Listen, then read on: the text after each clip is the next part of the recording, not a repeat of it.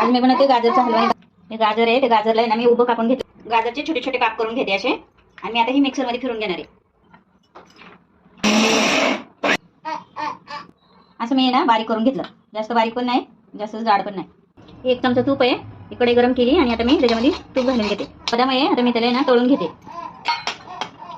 बारीक गॅस करून तुपामध्ये तळून घ्यायचं। असं तुपामध्ये आहे ना तळून घेतले मी। आता गाजर बारीक करून घेतलेले मी ते तुपामध्ये घातलं आणि असं परतून घ्यायचं। आता ह्याच्यामध्ये ना मी दूध घालते, साखर घालते।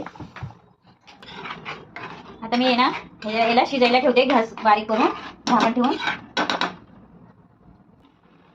हा खवा आहे, हा खवा पण आता मी याच्यामध्ये ना घालून घेते आणि असं मिक्स करते।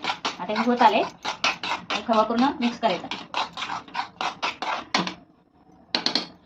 इलायची पावडर घालते।